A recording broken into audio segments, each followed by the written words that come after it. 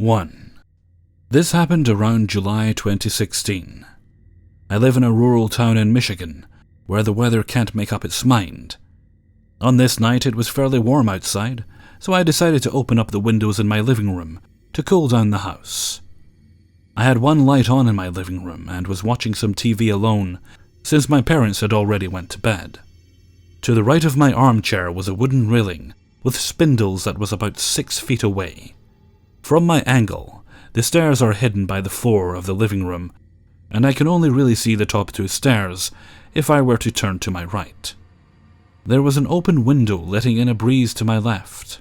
As I watched TV, I could hear the sound of someone walking quickly up the stairs. The sound was so clear even through the chatter of the TV and the crickets outside. The creak of the steps ended, and I half expected someone to come into view. I didn't move at all. I didn't want to get up or turn off the TV, for fear that whomever or whatever was on my stairs would know that I had heard them. My eyes were glued to the staircase when I heard the creaking start again, but this time it was receding back into my basement. My heart was racing, and I was freaking out because I didn't know what to do. I looked over to see that I had my phone next to me, and I felt so relieved. I slowly reached out my arm and grabbed my phone. As I did this, Dad walked into the kitchen, which was in the next room. He is a very loud person, so I decided that it should be okay to get up and move, since he was already making so much noise. I started whispering, yelling to him what had just happened, and he said that we should check the basement to make sure no one is down there. I grabbed a wooden baseball bat from the closet and made my dad go in the basement first. Our basement is fully furnished, so it's not even that creepy. We made sure to check every single nook and cranny, but we couldn't find anything. This made me feel a little better, knowing that nothing was down there. But I still wasn't looking forward to sleeping down there. I was 16 and my brother had just moved out of the house. Both our rooms were in the basement, and it was nice to know that someone was in the next room, but now it can get a bit spooky that it's just me. I went back upstairs after searching to tell my mom everything. She has had a few unexplained things from her childhood, so when I tell her, she believes me. My dad, on the other hand, is very skeptical and told me that I was probably just hearing things. Almost a year has passed, and nothing has happened until this morning. I was sitting in the same chair when my mom walked up the stairs to the landing and turned to me and said, "Whoa, I think something just grabbed my hand." I shrugged, not really knowing what to do. I believed her, obviously, but I didn't say anything. She was doing some laundry at the time, and she had to go back down there. On the way down, I could hear her voice again. "It's touching my hand again." She came back up after putting the rest of the clothes in the washer, and I walked over to the landing to see for myself. I wasn't actually expecting to feel anything, but sure enough. The best way I could describe it is how it feels when a small child tugs on your hand. I felt something tug on my left pinky and ring finger. Has anyone else had an experience similar to this one? 2. As a skeptic, as a non-believer, and as someone who has watched every demonic movie ever made since this experience, I cannot for the life of me make any sense of it. I've always wanted to tell this story, but to the 2 that I have, it was left as there's no way that actually happened. And I don't blame them at all. 2 of my friends and I were bored.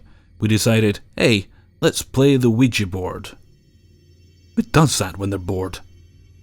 So we made one out of cardboard, and I believe we used a bottle cap as a cursor, but I digress. We're asking the usual questions, and yes, it's moving. But to us, it was the fact that your mind is more powerful than you think, and the answers we're questioning, one of us has to know in our subconscious, and that's what is moving this cap. We ask for a name and get someone named Alex. Alex was a little boy from Italy. He died young and is staying around the world to look after his mom. We asked a few more questions and got a little spooked, but nothing too intense. After that, I don't even remember what we asked or what was answered. Now we're all sitting together, spooked out a little, talking about how strange everything is. Everyone's phones were away, and we are all staring at each other, speaking. Then my friend gets a text. She looks for her phone and finds a text, and screams and throws her phone. I look at her phone, and there's a text message. Sender was a bunch of X's. Text. Hi, it's Alex. I have goosebumps telling this. I don't know what to make of it. I don't know what to say. I called the phone company and they said on their end, there is no way someone can text with a bunch of X's, and it didn't even look like she got a text. We were all together. Not one of us was playing a joke on each other, and it's not like anyone else knew. How? What happened? And what, spirits have phones now? I don't know. Ever since then, nothing has happened. He seemed nice and not harmful. This happened a good 4 or 5 years ago, but every time I think of this story, I get chills down my spine. 3. When my brother and I were young, my family was going through a rough time. My dad had cancer, and he had mental health issues that were destroying his relationship with my mother and us. He would go through these fits of ill-directed hatred and rage, and would say and do terrible things to us. There was a lot of negative energy in our house. I was a teenager and my home life problems manifested themselves into my already lifelong depressive anxiety disorder, and resulted in me being a very moody, rebellious teen girl. I would have terrible dreams at night. I had vivid dreams of my world in a parallel universe that resembled hell. In the morning my back hurt, and I felt heaviness in my shoulders that I couldn't relieve. I started having dreams of a demon on my shoulder, whispering bad thoughts to me throughout the day. I also constantly dreamt of a little girl with empty eye sockets, decaying skin, and matted long hair, who stood on top of my bed in the corner of my room and whispered bad phrases into my ear, which manifested themselves into my dream. It was as if I astrally projected and saw myself sleep as this little girl scared me. I knew she was aware, like she had been planning it. One night, as I woke up from a nightmare, I got up and went to the kitchen to get a drink of water. When I reached my room, I saw the silhouette of the little girl in the corner of my bed. I couldn't believe it. I turned on my light, and she was gone. I turned my light off, and she was there again. I ran into my parents' room and told my dad. He followed me to my room, and there was nothing. He just went back to his room in a haze. The next day my dad and I had a conversation about the girl, and he told me he believed me because he had dreams of a little girl walking towards him that turned into a black wolf when it got a few feet away. He said this wolf would tell him terrible things and that he would repeat them, unable to escape the wolf, as if he were hypnotized. Around this time my family was experiencing paranormal activity in my house. New light bulbs would blow out violently. The TV would turn on and off. The radio would increase in volume slowly to the highest setting. Things would disappear and reappear in random places, etc. We got electricians to check out our house, and repair guys to look at our electronics, but they said nothing was wrong with our house or appliances. It was truly bizarre. I think the scariest part of this story is the white man. My little brother was very young at the time that a lot of this was happening. He would wake up screaming at 3 a.m. When my parents would ask him what was wrong, he would say that the white man was on the wall or ceiling, watching him. We asked him to draw the white man, and his description was alarming. The thing looked like a naked slender man with jagged limbs. He claimed the white man made him say mean things about us. One time, I was playing with him, and he told me the white man doesn't like you or mommy and daddy, and he says you're gonna die. Several times, any member of my family that slept with my little brother, after he had woken up from a nightmare, also had dreams of the white man. The scariest episodes of the white man I remember were when we were out in public with my brother. He would fixate on a spot on the wall, the ceiling, or into the distance, and then suddenly go into hysterics, claiming the white man was there. He was inconsolable until the white man disappeared. This happened a couple times at church as well. Everything ended when my grandma, a deeply religious person, came to visit us. She said she felt a great heaviness in our house, and she became physically ill with a sickness the doctors couldn't diagnose. She called for some priests to come and bless our house, and they did multiple times. After this, my mother kept calling them back to bless the house every so often, and the activity eventually faded. My dad's physical and mental health restored itself. Everyone's nightmares went away, and we went back to being our old, happy family. I believe very much that our paranormal experience was demonic, and that those entities fed off of my father's ailing health, and my mental health issues as well, as the fear the paranormal activity caused. I think there are definitely other beings out there, and I know that they are not all good. Don't be afraid to seek help. 4. Okay, so this is happening. I just recently moved in with a friend who says he used to do occultism stuff. He used to tell us a lot of anecdotes, which I never really believed, but they were a lot of fun. The house we live in is a big one, at least for 2 people. There's 2 floors. On the upper one there's 3 bedrooms, 2 bathrooms, and a sort of living room. The master room is in the left side of the floor. That's the one my friend's staying at. I got one of the 2 rooms on the right. They're next to each other. The place is really neat, especially considering it's free. My roomie got the house from his dad. Since he didn't want to live alone, he invited me to live with him. When we got the house, there was a lot of shit left around by my friend's dad. We decided to throw everything in the vacant room. Every now and then, I'll find some stuff laying around that doesn't belong anywhere, so I put it in the room next door. Last time I did that, things got a little odd. I went into the room at around 2 a.m. I didn't turn on the lights. It's hard to miss one of the many boxes there. Suddenly, I got this really eerie feel, like something was there. It really didn't feel like something was watching me or threatening me, more like it was just disturbed by my presence. I got out of there quickly, but didn't mind it much. I shrugged it off. I told my friend the next day, and he didn't think much of it. Before leaving the house, I did something I'm not sure I should have. I got this odd habit of saying goodbye to my room. I went upstairs and said, "Goodbye, old friend." When I was turning around, I saw the room next door and felt bad that I didn't say goodbye to it. So I said, "Goodbye, your friend." I'm not sure why I did that. Fast forward a couple of days to Saturday, and my roomie, a friend, and me are drinking some cocktails. Yes, we do guys' night with cocktails.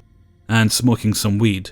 My roomie is downstairs making some tequila sunrise, and my friend and I are listening to Rage Against the Machine in my room, door closed. Suddenly, my door opens with considerable force. It actually hit the wall slightly. My friend got really spooked. I was kinda skeptic to the whole thing. Couldn't really explain what happened. We decided to go downstairs and told my roomie about it. He said he was going to do some sort of cleanse, and we talked some more about it. At the moment of writing, it's Monday, 1 a.m., and my door just opened again, but this time I was alone. It's beginning to get spooky. I always wanted something like this. Should I try to make contact? I want to borrow a video recorder, maybe something will show up. My friend is really serious about the cleanse, though. He wants to do it no later than Thursday. What are your thoughts? 5. This is one of many experiences I've had in my lifetime, but probably the most terrifying of all. Before I continue with this story, I want to stress that this disturbance was not connected with the property or structure that I was living in, but was connected to me personally. It was 1995. I was about 20 years old, still clinging to the 80s with my big hair, and living in a fourplex in the town of Arlington, Washington. I had 2 daughters, and they were 1 and 3 years old at the time. My apartment was a studio setup, which means I had a full view of the whole room, with the exception of the bathroom. When I would go to bed, we slept on a couch, hide-a-bed. To fill my time while kids were napping and after chores were done, I went to my local library and checked out some books to read. Being a huge paranormal buff, my reads tended to be of that nature. I checked out 2 books. One was the true story that The Exorcist was based on, and the other was The Demonologist, the case studies of Ed and Lorraine Warren. Now, I had heard of the Warrens before lots of times. I knew they were well known and highly respected. I also knew that they had investigated the Amityville Horror House in Rhode Island, among many other high-profile hunting cases. I had a lot of respect for the Warrens, but admittedly, I had never read any of the books about them before. The Demonologist was full of stories of demonic infestations in the homes of regular everyday people.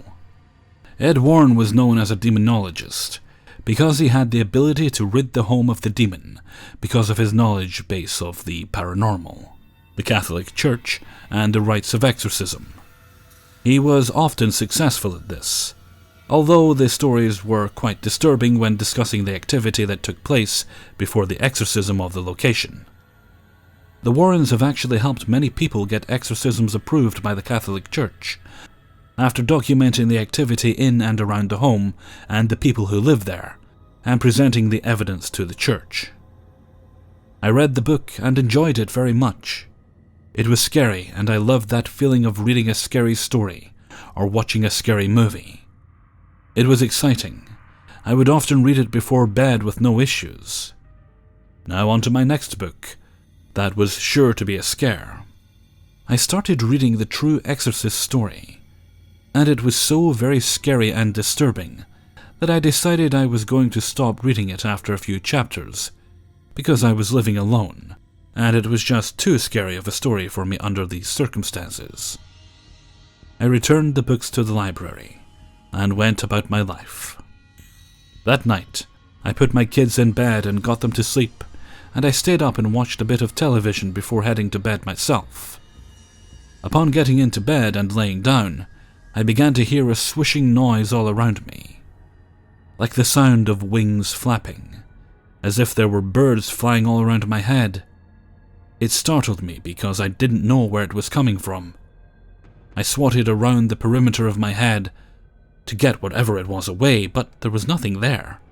I was confused by it, but just came to the conclusion that it was just some weird sound, and that it was done and over. I finally drifted off to sleep, but was awoken at 3 a.m. by the flapping of wings again. This time I could almost feel them touching the side of my face. I shot straight up in bed again to find nothing there, and the sounds stopped. All of a sudden, I saw these shadows kind of swirling near the fireplace. I did have all of the lights off in my apartment, so I let myself believe that it was just my imagination and the darkness was making me see things. The next morning I awoke to things being pretty normal. The day went by normally and nothing else happened. That night, once I put the girls to bed, I heard the same flapping noises and felt them close by. I also clearly saw the shadow forms drifting and changing shape. I knew at this moment that it wasn't my imagination, because my cat was also staring towards the shadows, with his hair standing up and making a low growling noise. My heart was pounding really hard. I was petrified. My parents lived just around the corner, thank God, but I didn't want to say anything because they would think something was wrong with me. I spent the rest of the night with many of the lights in the house on and the TV on. I was too afraid to shut the lights out again. When I woke up the next day, I had a very, very uncomfortable feeling that something wasn't right. I felt uneasy. I took the girls out for a walk, and as I was walking down the sidewalk, I heard the wing noises again, and I could hear whispering coming from behind me. I didn't hear what was being said. I was frozen on the sidewalk. How could this be happening during the day? I quickly realized that I was not going to get a reprieve from this during the day anymore, as if whatever it was happened to be telling me, I can still get you, and I will. I no longer felt safe being by myself with the kids, so I invited my kid's sister, who was 13 years old, to stay with me and keep me company. Nice of me, right? I told her what was going on.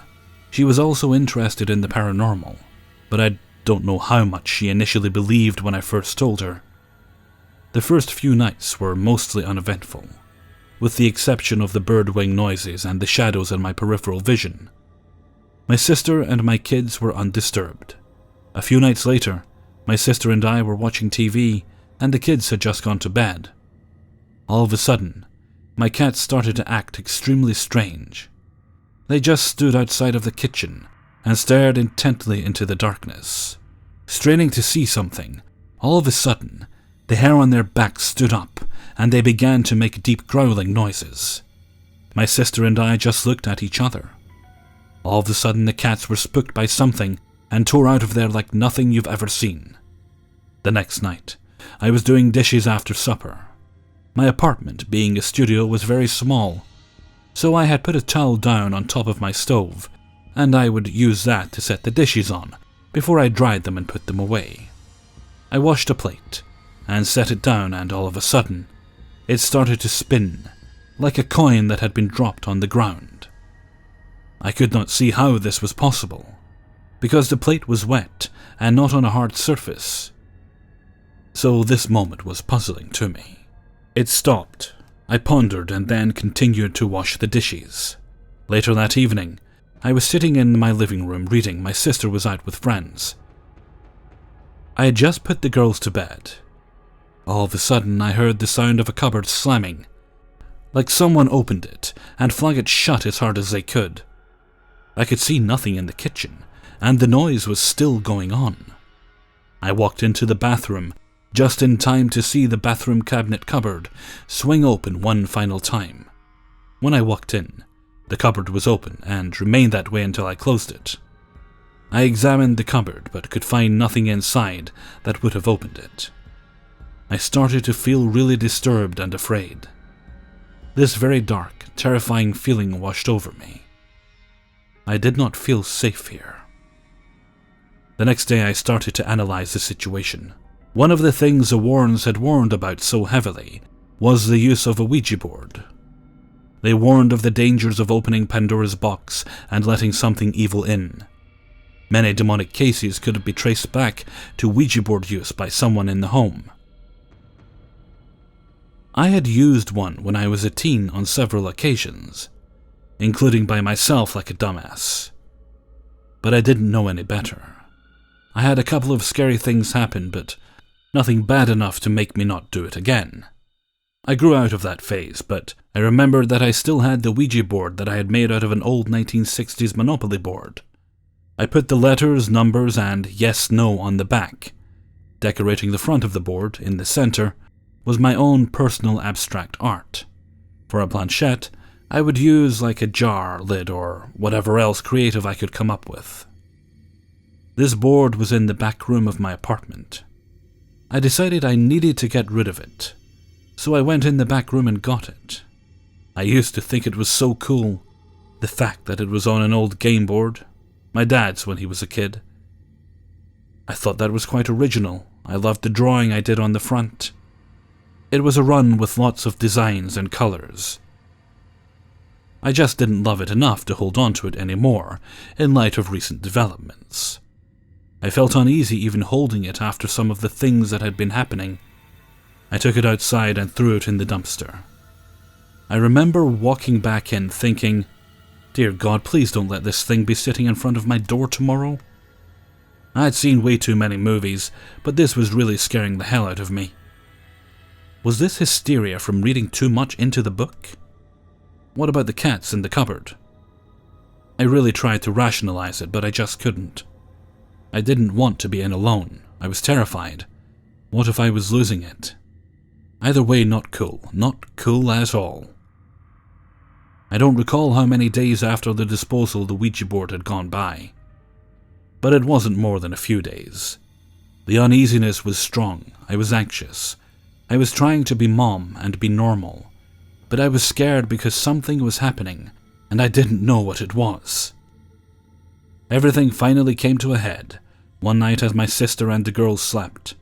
I laid awake with the TV on, watching infomercials, just praying I could fall asleep, and the uneasy feeling would go away. All of a sudden I heard the wing noises very loudly, and my heart began to race. Then there was the loudest noise I have ever heard in my life. It sounded like someone dropped 500 iron pots onto concrete all at the same time, and it came from my garage. I could not fight my terror any longer. I called my parents, who lived around the corner, hysterical and not able to explain what happened. My mother came rushing up. I had to go through the garage to let her in, and I was so terrified to go out there, where that sound came from. When I opened the door to the garage and turned the light on, everything in my garage was on the floor. Everything that had been on the shelves or in toolboxes was on the ground. I had to wade through stuff to let my mom in. Once inside, she tried to rationalize what could have caused it, but none of it explained what happened. My children never woke up, and my sister woke up to me screaming. Once I was calm, my mom went home. I'm very sure concerned for my mental health. I was exhausted and finally fell asleep. My sister took care of my kids while I slept for a while because I was so tired. The activity significantly diminished after that incident. Eventually, it went away altogether. I moved to a house a few blocks away and was finally able to feel normal again. However, I have a strong awareness that some things you get involved with come back in life to haunt you, just to remind you that you opened that door at one time. I have experienced that same fear and anxiety on a couple of occasions. It was the feeling that whatever it was is back, deep feelings of dread. Then it would lift after a couple of days. Now it's been many years since experiencing this. I obviously do not use Ouija boards anymore, and any efforts put into EVP sessions are done carefully. I believe I was being sent a clear message. The message is that I opened this door at one time, and it's still open, and I need to be careful. I think reading The Demonologist made me acutely aware that I had done something I shouldn't have. What's your take? I've learned to have a lot more respect for the spirit world and the occult. There are things that are very disturbing in that world, things that can always find you, no matter where you go. Don't open the door. Hey everyone, Hellfreezer here, and thank you very much for listening to 5 True Paranormal Stories, episode 48. Thank you very much to everyone who allowed me to use their stories in this video. Well, I hope it didn't come through too much, but in that last story there, some idiot seemed to be constantly pounding on a car horn, and I had no idea when they were going to stop, so I had to just I had to plod on and try and get done as good as I could. So, hopefully it was minimal. I couldn't hear it too much playing it back, so it shouldn't be too bad. But if you hear anything that I've missed, that's what caused it, and I don't know what moron was doing it. Right, let's see, what do we got for the weekend? I think we'll have TIFU on Saturday. I think I've got enough for that. And on Sunday, I'm not settled on Sunday yet. I've got a few things, I've got a few stories for certain things, and I might want to try something new. We'll see what we can get together. I kind of like the light-hearted videos on Sunday, so fingers and toes crossed, and I'll try and get something a bit more upbeat put together. Okay, and with that I'm going to head off for now. So until next time, thank you very much for listening, and take very good care of yourselves.